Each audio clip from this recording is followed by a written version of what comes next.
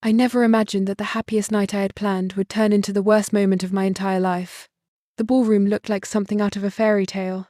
Crystal chandeliers hung from the ceiling, casting warm golden light across the room. White roses and orchids covered every table. The champagne fountain in the center sparkled under the lights, bubbles rising endlessly like tiny diamonds. I had spent 6 weeks planning every single detail of this party for Daniel's 31st birthday. 150 guests filled the space, his colleagues, our friends, family members, and important business contacts. Everyone was dressed in their finest clothes, laughing and celebrating. I stood near the champagne fountain in my emerald green dress, the one Daniel said made my eyes shine. My feet hurt a little from the heels, but I didn't care. Seeing everyone enjoy themselves made all the hard work worth it.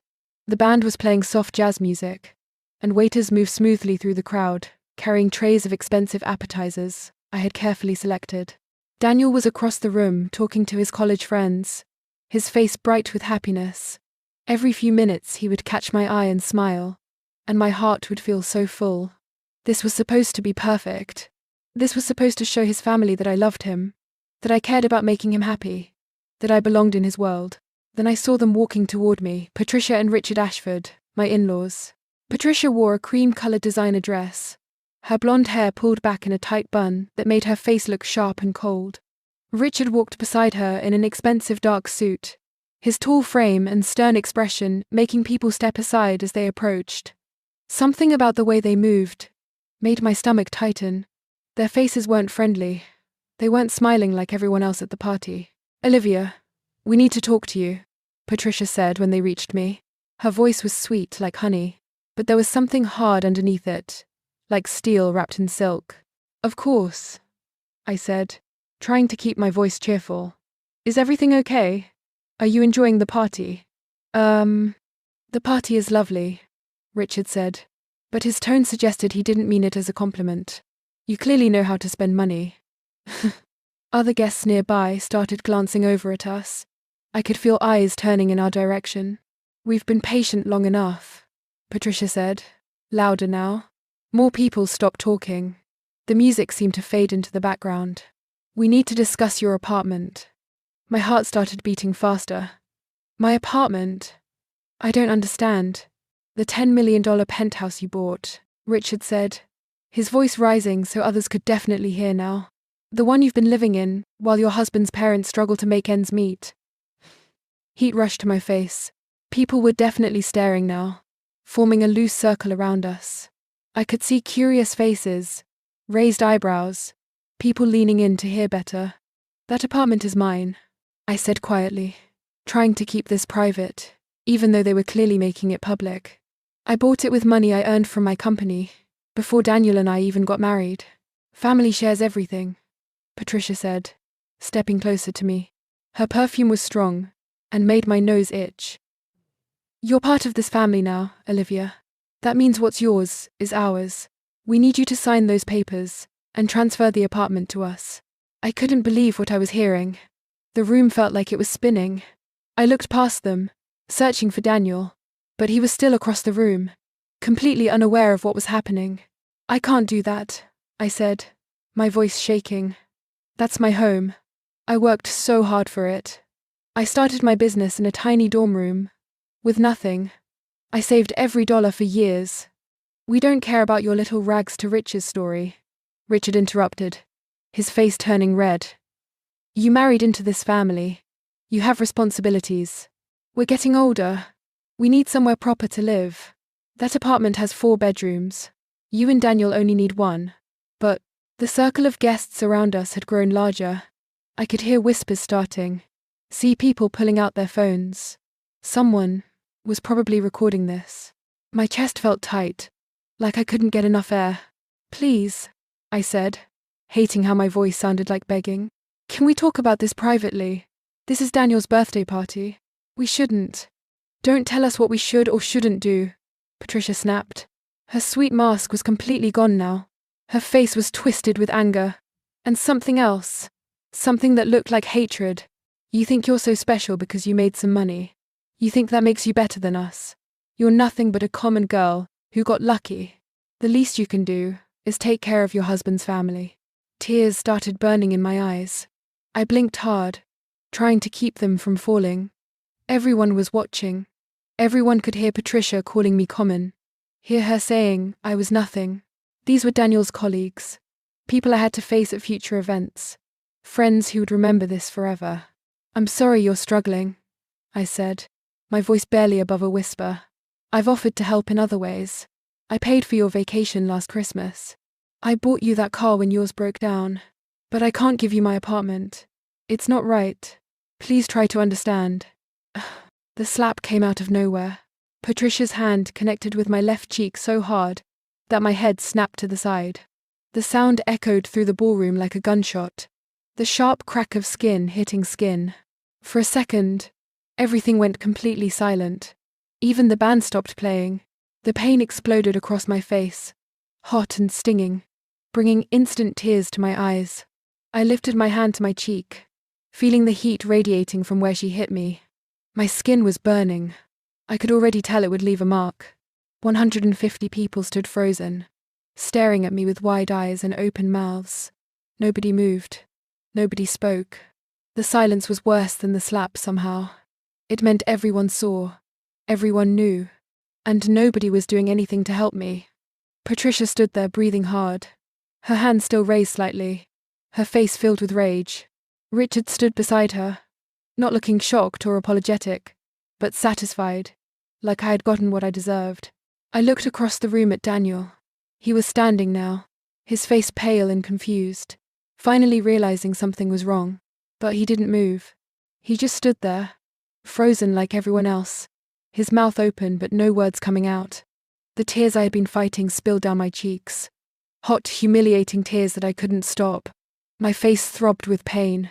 My heart felt like it was breaking into 1,000 pieces, not just because of the slap, but because my husband, the man who promised to love and protect me, was doing nothing while his mother assaulted me in front of everyone we knew. I couldn't breathe.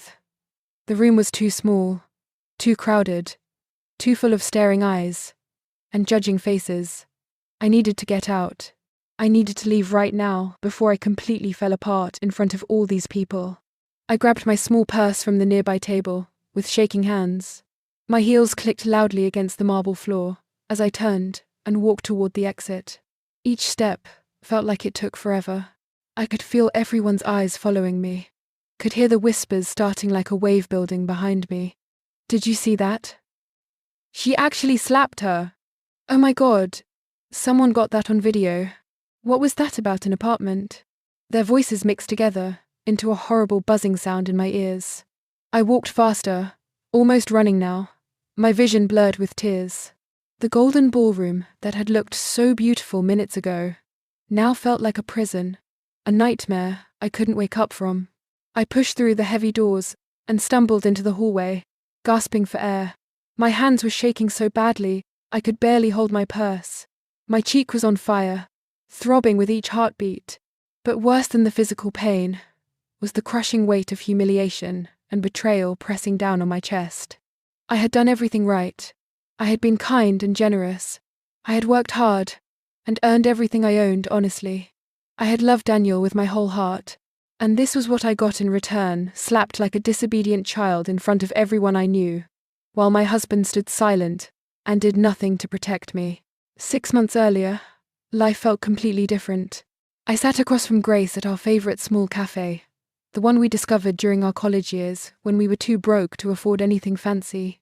The coffee was still just as cheap and just as good as I remembered.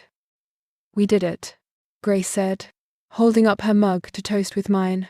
"The Henderson Tech contract is officially ours. $3.2 million, Olivia. Do you realize what this means?" I clinked my mug against hers, feeling happiness bubble up inside me like the foam on my cappuccino.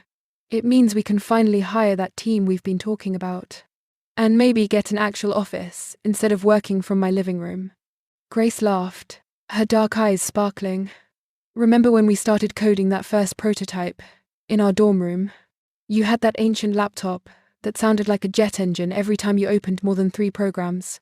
And you survived on instant noodles for 2 months straight because you spent all your money on programming books," I added.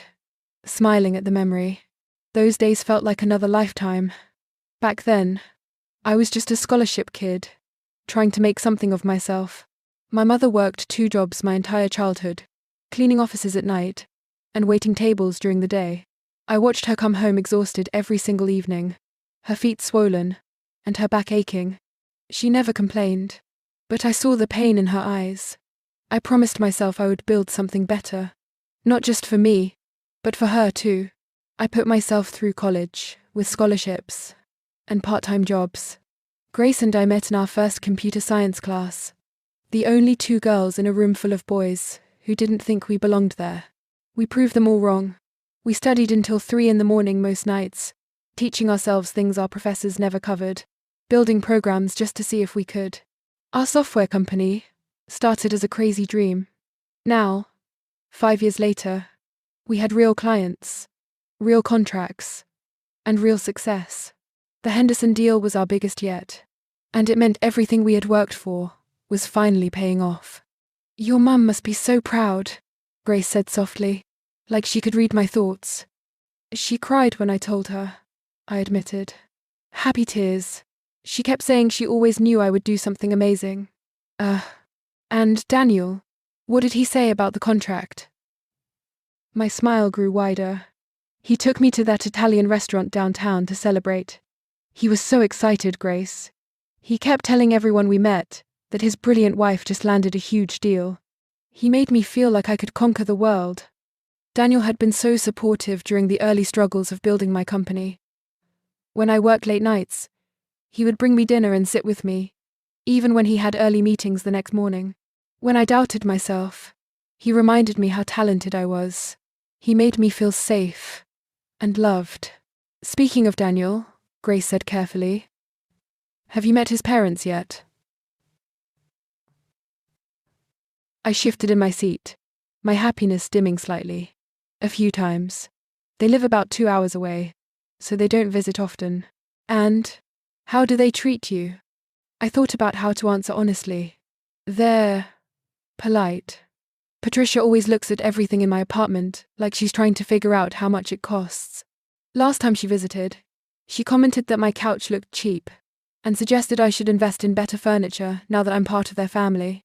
Grace frowned. "That's rude." Daniel says his mom just has strong opinions about decorating. She used to be an interior designer before she retired. "And his father?" "Richard barely talks to me.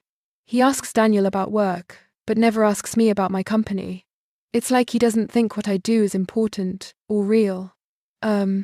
Grace reached across the table and squeezed my hand. "You know your work is important, right? You built something incredible from nothing. Don't let anyone make you feel small." "I know," I said, meaning it. Daniel reminds me of that too.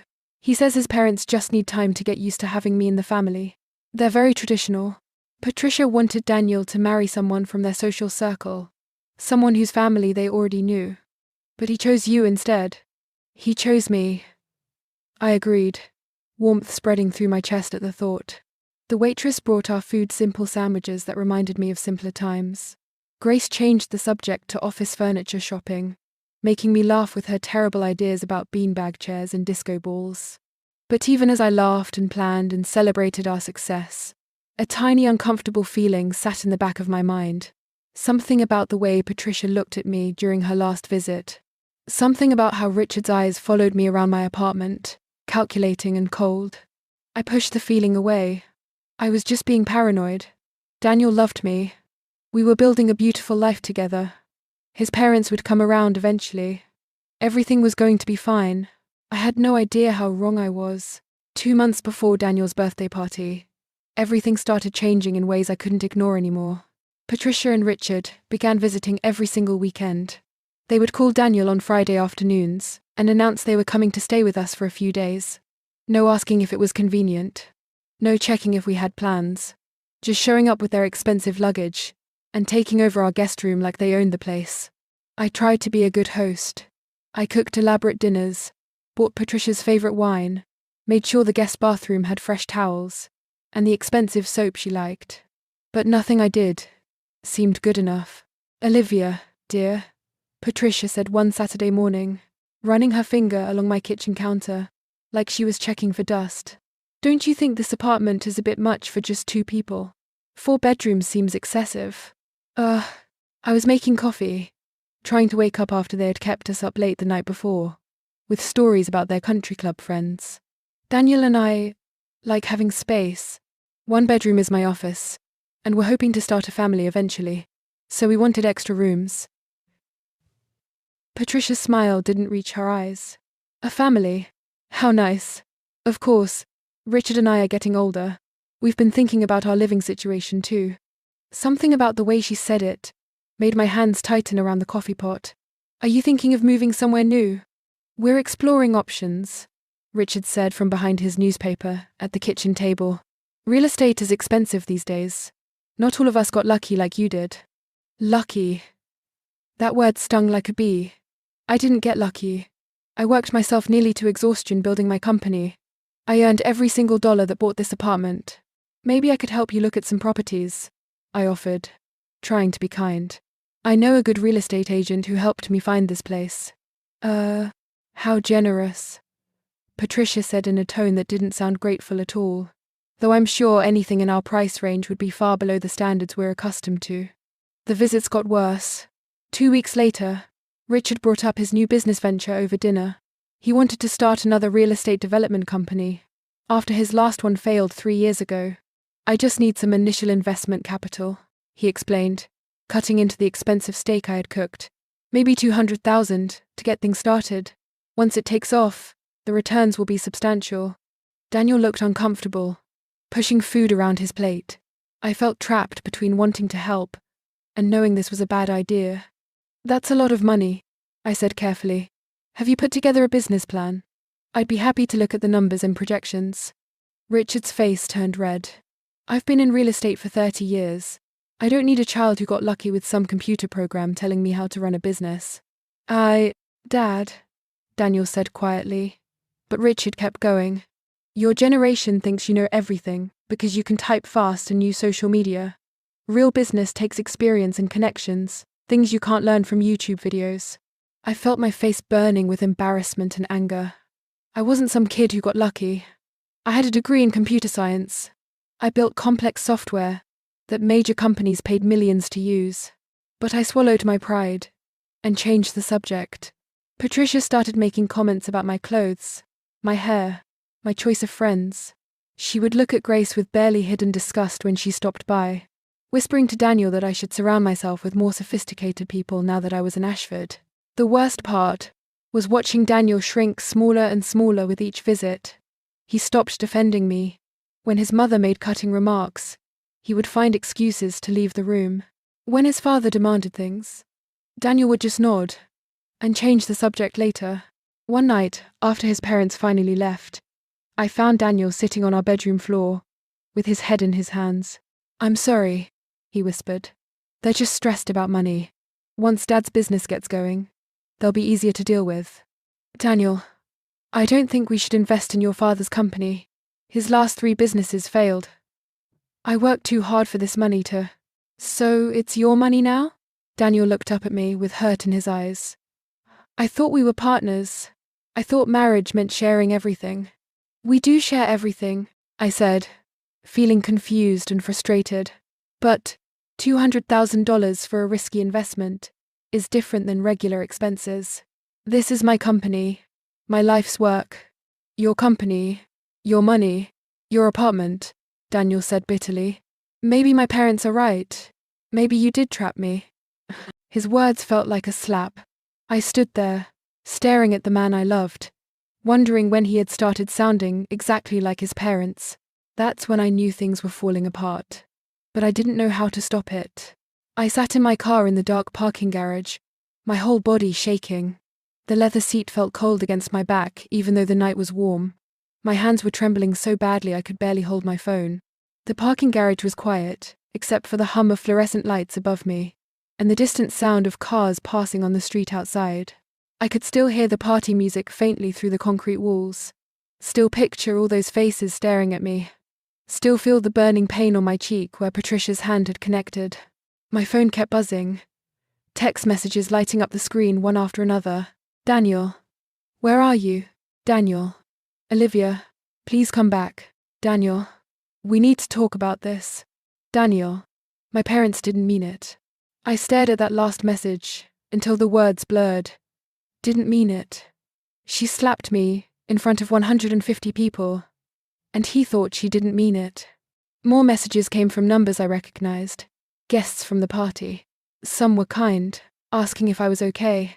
Others were probably just looking for gossip to spread around tomorrow. I ignored all of them. My reflection stared back at me from the rearview mirror. My makeup was ruined, black mascara streaks running down both cheeks.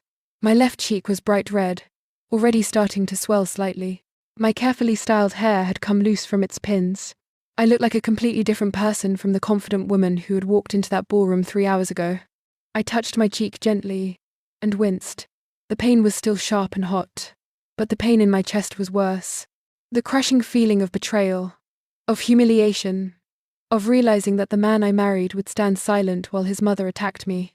My finger hovered over Daniel's name in my contacts. Part of me wanted to call him, wanted to hear him say he was sorry, that he would fix this, that he would choose me over them. But I knew he wouldn't. He had already made his choice by doing nothing. Instead, I scrolled through my contacts until I found a different name. Robert Montgomery. I stared at it for a long moment, my thumb shaking over the call button. Robert had been my mentor since I was 21 years old. I met him at a tech conference, where I had somehow talked my way into attending, even though I couldn't afford the ticket. I was volunteering at the registration desk, just to be in the building, to listen to the speakers, to learn anything I could. Robert gave a keynote speech about innovation and taking risks that changed my entire life. After his speech, I gathered all my courage and approached him. I told him about my ideas, about the software I was building in my dorm room, about my dreams of starting my own company. Most successful people would have brushed off a broke college kid. But Robert listened, really listened. He saw something in me that day. He became more than a mentor. He invested in my first real office space. He introduced me to clients who took chances on my young company. He gave me advice when I wanted to quit. He celebrated my successes like a proud father. When my actual father had never been in my life, Robert filled that empty space, without ever making me feel like I owed him anything. I pressed the call button before I could change my mind. The phone rang once, twice. Then his familiar deep voice answered. Olivia? What's wrong? Just hearing his concern made the tears come faster. I tried to speak, but only a sob came out. Olivia, talk to me. Are you hurt? Where are you? I'm okay, I managed to say, though my voice sounded broken and small. I mean, I'm not okay, but I'm safe. I'm in my car. Tell me what happened. The words poured out of me, like water from a broken dam. I told him everything. About Patricia and Richard, demanding my apartment. About their months of pressure and cruel comments. About the slap that echoed through the ballroom. About Daniel standing frozen, doing absolutely nothing to protect me. About running out in front of everyone while they all watched and whispered.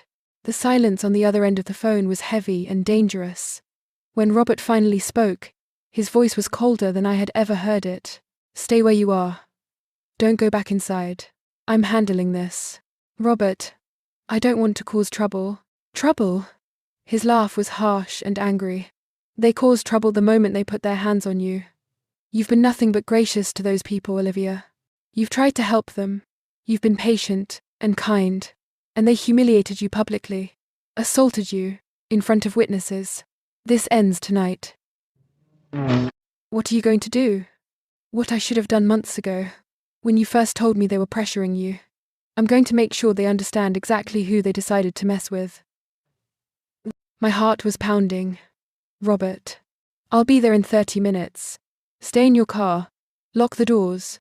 And Olivia? Yes? You did nothing wrong. Do you understand me? Nothing. What happened tonight is not your fault. The line went dead. I sat in the darkness holding my phone, feeling something I hadn't felt in months. Someone finally had my back. Someone was finally going to stand up for me. And somehow, that made me cry even harder. 30 minutes passed like hours in that dark parking garage. I sat in my car, watching the clock on my dashboard tick forward. my heart beating harder with each passing minute. I didn't know what Robert was planning, but I knew him well enough to know that when he used that cold, angry voice, something serious was about to happen. Finally, I couldn't stay away anymore. I needed to see this. Whatever was coming, I deserved to witness it. After everything they had put me through, I checked my face in the mirror one more time. The swelling on my cheek had gotten worse, the red mark turning into a purple bruise that no amount of makeup could hide now. I wiped away the mascara streaks as best I could, fixed my hair with shaking hands, and took 3 deep breaths before stepping out of the car. My heels clicked against the concrete as I walked back toward the hotel. Each step felt heavy, like my legs were filled with cement. The elevator ride up to the ballroom floor felt endless. I could hear my own heartbeat in my ears, loud and fast. When the elevator doors opened, I could hear the noise from the ballroom immediately. It sounded different now. Chaotic, tense. The music had stopped completely. Voices were raised, talking over each other in sharp, angry tones. I walked slowly down the hallway and stopped just outside the ballroom doors, staying hidden, where I could see inside, but most people wouldn't notice me. The scene inside had changed completely from the elegant party I had planned. At least 40 guests had left, leaving empty tables and half-finished champagne glasses scattered around. The remaining guests had formed tight clusters, some standing on chairs to see better. All of them focused on the center of the room where Patricia and Richard stood. They weren't cowering or apologizing. Instead, they were holding court, like royalty, surrounded by a small group of their friends and supporters. Patricia's voice carried across the room, loud and dramatic. "We only asked for what any reasonable family would expect," she was saying, her hand pressed against her chest like she was the victim. "We've struggled financially, while she lives in luxury. Is it so wrong for parents to ask their daughter-in-law to help family, to share what she has?" Several older guests were nodding along, murmuring agreement. Richard stood beside her, looking stern and righteous, his arms crossed over his chest. "She's poisoned our son against us," Richard added, his voice booming. "Daniel used to be close with his family. Now he barely calls us. She's driven a wedge between us, with her selfishness and greed." I felt sick watching them twist the story, making themselves look like poor, mistreated parents, instead of the bullies they actually were. Some guests were eating it up, looking at each other and shaking their heads like they felt sorry for Patricia and Richard. Daniel sat alone at a table near the wall, his head buried in his hands. He looked miserable, but he still wasn't saying anything to defend me. Thomas, Daniel's younger brother, stood a few feet away from their parents, his face red with anger. "That's not true, and you know it," Thomas said loudly, cutting through Patricia's dramatic performance. "I was here. I saw what happened. You demanded her apartment, and when she said no, Mom slapped her. In front of everyone. You can't just rewrite reality because you don't like how it makes you look." "Stay out of this, Thomas," Richard snapped. "This is between us and Olivia." "No, it's between you and basic human decency," Thomas shot back. "You've been harassing her for months. I've watched you pressure her, insult her, demand her money. She's been nothing but kind to you, and this is how you repay her?" Before Richard could respond, the massive ballroom doors suddenly swung open, with a loud bang that made everyone jump. The heavy wooden doors slammed against the walls, and the entire room fell completely silent. A man walked through those doors, like he owned not just the room, but the entire building. Robert Montgomery. Tall, distinguished, wearing a perfectly tailored charcoal suit that probably cost more than most people's cars. His silver hair was neat, his posture straight and commanding. 2 people in sharp business attire followed behind him, each carrying expensive leather folders. I watched from my hidden spot, as recognition rippled through the crowd like a wave. Gasps echoed around the room. Several people pulled out their phones immediately. Everyone knew who Robert Montgomery was.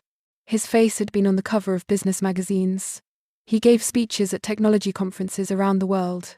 He was worth billions, and he had just walked into Daniel's birthday party. Patricia's confident smile flickered like a candle in the wind. The color drained from Richard's face, leaving him pale and suddenly much older looking. The friends who had been supporting them seconds ago took small steps backward, suddenly not wanting to be associated with whatever was about to happen. Robert's eyes scanned the ballroom slowly, taking in every detail: the scattered guests, the abandoned champagne glasses, Daniel sitting alone looking guilty, Thomas standing apart from his parents. And finally, his gaze locked onto Patricia and Richard, like a predator spotting prey. When he spoke, his voice was quiet, but it carried absolute authority that made the entire room lean forward to hear. "We need to talk. Now." Robert walked to the center of the ballroom, his footsteps echoing in the complete silence. The two people with him positioned themselves on either side, their folders held professionally against their chests. Everyone watched him like he was a king entering his throne room. He didn't rush. He took his time, letting the tension build, until the air felt thick with it. When he finally stopped walking, he stood perfectly still, his eyes moving from Patricia to Richard and back again. "My name is Robert Montgomery," he began, though everyone already knew who he was. "Some of you might recognize me from the technology industry. What you might not know is that I've been Olivia Chen's mentor since she was 21 years old." Whispers erupted around the room. Guests looked at each other with wide eyes. This connection was news to most of them. "I met Olivia at a conference, when she was still in college," Robert continued, his voice steady and clear. "She was volunteering at the registration desk, because she couldn't afford a ticket. But she had something most people never have: a brilliant mind, incredible work ethic, and the kind of determination that builds empires. I've watched her grow from a scared kid with big dreams into one of the most talented entrepreneurs I've ever worked with." Patricia tried to interrupt. "Mr. Montgomery, I'm sure you mean well, but this is a family matter." "Be quiet," Robert said simply, and Patricia's mouth snapped shut, like someone had pulled a string. I'm not finished." The room somehow got even quieter. You could have heard a pin drop on the carpet. "I've been hearing about your treatment of Olivia for months now," Robert said, looking directly at Patricia and Richard. "The constant pressure, the demands for money, the insults about her background, the harassment every single weekend. She told me bits and pieces, but she was too kind, too hopeful, that you would eventually accept her. She kept making excuses for you." Richard's face was turning red, but he didn't speak. He looked like a balloon, slowly filling with air, ready to pop. "Tonight, you crossed a line that can't be uncrossed," Robert continued. "You publicly demanded that Olivia hand over property she purchased with money she earned through years of hard work. And when she rightfully refused, you assaulted her in front of 150 witnesses." He paused, letting those words sink in. Several guests had their phones out now, definitely recording everything. "Assault is a crime," Robert said quietly. "A very serious crime, especially when committed in front of this many witnesses." Patricia let out a nervous laugh that sounded fake and desperate. "It was just a family disagreement, a little slap. Surely, we don't need to be so dramatic about a little slap." Thomas stepped forward, his voice shaking with anger. "You hit her so hard the sound echoed through this entire room. Her face is bruised. Everyone here saw it. Don't try to minimize what you did." One of the people standing with Robert stepped forward and opened their leather folder.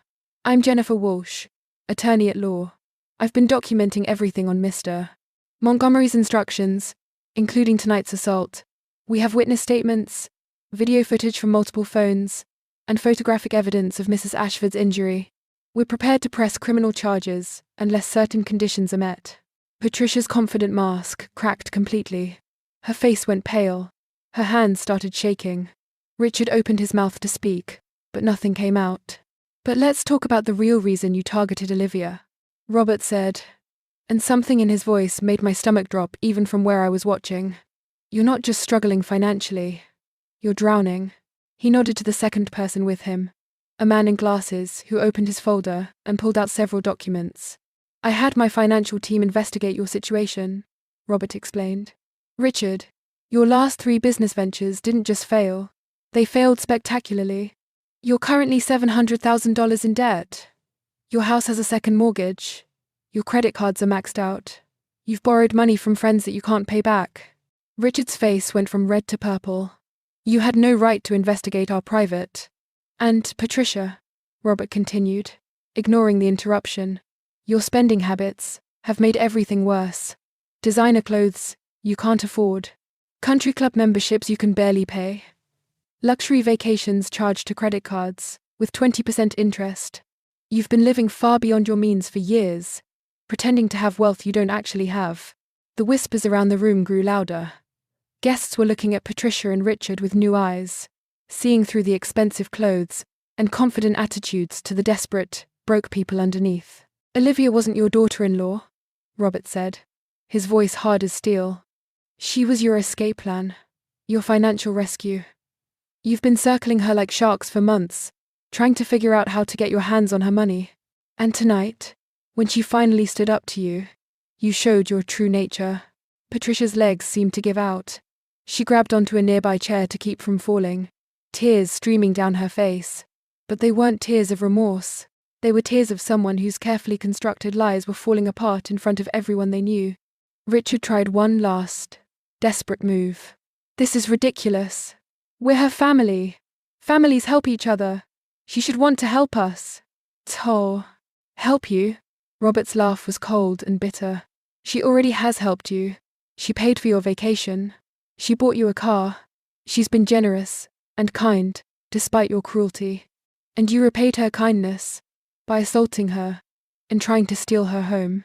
Robert turned away from Patricia and Richard, like they were no longer worth his attention. His eyes found Daniel, still sitting at that table, with his head in his hands, looking smaller than I had ever seen him. Daniel Ashford, Robert said, and Daniel's head jerked up like he'd been shocked. Stand up. Daniel stood slowly, his legs shaking. He looked terrified, guilty, and broken all at once. Do you love your wife? Robert asked, simply. Or, do you love your parents' approval more? Enna. The question hung in the air like a knife. Every single person in that ballroom waited for the answer. I held my breath from my spot by the door, my heart pounding so hard, I thought everyone could hear it.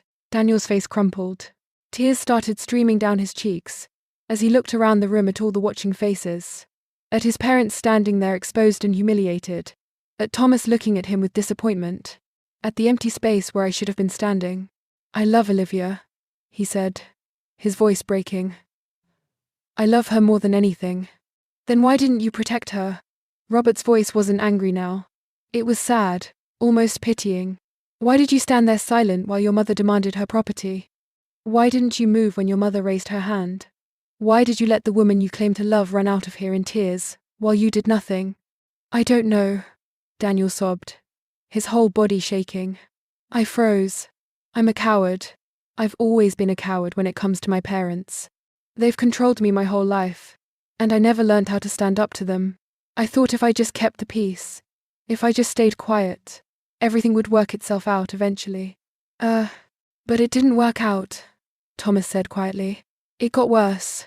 We all watched it get worse. I tried to warn you, Daniel. I told you they were going too far. Now, Daniel turned to face the room, tears and snot running down his face, in a way that would have embarrassed him any other time. But right now, he looked past caring about his image. You're right, he said to everyone. To no one. To the empty air where I should have been. I failed her. I've been failing her for months. Every time my parents insulted her. Every time they pressured her. Every time they made her feel small. I said nothing. I made excuses. I told myself they would change. That they just needed time. But the truth is, I was too scared to choose. Too scared to lose my parents' love. Even though they've only ever loved the version of me that does exactly what they want. He looked at Robert with desperate eyes. Where is she? Is Olivia okay? Please, I need to talk to her. I need to apologize. Olivia has already left, Robert said firmly. She's filing for separation. She needs time and space away from all of this. Away from you. To decide what she wants for her future. The word separation hit Daniel like a physical blow. He staggered backward, catching himself on the table. No, please. I can fix this. I can change. Maybe you can, Robert said. But that's not your decision to make right now. Olivia gets to decide if and when she's ready to hear from you. And frankly, after what I witnessed tonight, I'm not sure you deserve another chance. Patricia let out a wail from across the room. This is all falling apart. Daniel, tell them. Tell them we're family. Tell them we deserve. You deserve nothing, Thomas said, rounding on his mother with fury. I had never seen from gentle Thomas before. I'm ashamed to be your son. I'm ashamed that I share your last name. What you did tonight was evil. Cruel and evil. And I don't care if you're struggling with money. That doesn't give you the right to abuse someone who's been nothing but good to you. Patricia collapsed into a chair, her face in her hands, her expensive dress rumpled and stained with tears and champagne someone had spilled. Richard stood frozen beside her, all his bluster and confidence gone, leaving just a tired old man who had gambled everything and lost. Robert's lawyers stepped forward and handed several documents to Patricia and Richard. These are restraining orders, Jennifer Walsh explained in a crisp, professional voice. You are not to contact Olivia Chen in any way. No calls, no texts, no emails, no showing up at her home or workplace. If you violate these orders, you will be arrested. Additionally, Mrs. Ashford, if you don't sign these documents agreeing to these terms, we will be pressing criminal charges for assault. The choice is yours. 222. Patricia's hands shook as she took the pen and signed her name, her signature nothing like the elegant loops she usually made. Richard signed too, his face grey and defeated. The party was completely over now. Guests began filing out quietly, many of them looking back at the scene, like they couldn't believe what they had just witnessed. Tomorrow, this would be all over social media. Everyone would know what happened. Patricia and Richard's reputation was destroyed. Robert turned and walked toward the door where I was hiding. He must have known I was there the whole time. When he reached me, he put a gentle hand on my shoulder. Let's go home, he said softly. 3 days later, I sat in a quiet cafe, across from Daniel. Robert and Grace both insisted on coming with me, sitting at a table nearby, close enough to intervene if needed, but far enough to give us privacy. Daniel looked terrible. His eyes were red and swollen from crying. He hadn't shaved. His clothes were wrinkled. He looked like he hadn't slept since the party. Thank you for meeting me, he said quietly. I touched my cheek where the bruise had faded, from purple to yellow. I'm only here because Robert convinced me you deserved a chance to speak. But I'm not making any promises, Daniel. I know. He took a shaky breath. I'm not here to ask you to come back. I'm not here to ask you to forgive me. I'm here to tell you that you were right about everything. My parents are toxic. I've been a coward. And I failed you when you needed me most. I said nothing. Just waited. I've moved out of our apartment, Daniel continued. I'm staying with Thomas. I've started therapy. I'm working on understanding why I let my parents control me for so long, why I couldn't stand up for the woman I love. I don't know if I can change, but I'm going to try. That's good, I said carefully. You should do that for yourself, not for me. I know. His voice cracked. Olivia, I don't expect you to take me back. I don't expect you to trust me. But I need you to know that losing you made me realize what a coward I've been my whole life. And whether we stay married or get divorced, I'm going to become someone better. Someone who would have defended you. Someone worthy of the love you gave me. Tears burned in my eyes, but I didn't let them fall. I hope you do become that person, Daniel. I really do. But right now, I need time to heal. I need space to remember who I am, without your parents' voices in my head telling me I'm not good enough. You're more than good enough, Daniel whispered. You're extraordinary, and I'm sorry I ever made you doubt that. We sat in silence for a moment. There was nothing left to say. Maybe someday we would find our way back to each other. Maybe Daniel would do the work and become the partner I needed. Or maybe this was the end of our story. Either way, I knew I would be okay. 2 weeks after the party, I stood in my apartment, looking out at the city lights. The apartment Patricia had demanded. The home I had bought, with my own hard work and determination. It felt peaceful now, like the weight that had been pressing down on me for months had finally lifted. My phone buzzed with a text from Robert. Dinner this weekend? Want to celebrate your new contract with Anderson Industries? My dinner. One. Dinner. One. Dinner. One. I smiled and typed back. Yes. Thank you for everything. Proud of you, he responded immediately. Grace appeared from the kitchen carrying 2 mugs of tea. Anderson Industries, huh? That's huge, Olivia. It is, I agreed, taking the mug from her. Things are really looking up for the company. And for you, Grace added, settling onto the couch beside me. You look happier, lighter. She was right. I did feel lighter. The bruise on my face had healed completely. The pain in my chest had faded to a dull ache that grew smaller each day. I was remembering what it felt like to wake up without dread, to work without the constant worry about what Patricia and Richard would demand next. My success was my own. My apartment was my own. My life was my own. And I would never let anyone take that away from me again.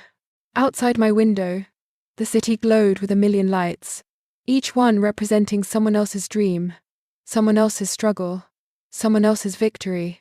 I had fought for mine, and won, not because someone rescued me, but because I finally learned to rescue myself. And that was worth more than any amount of money could ever buy.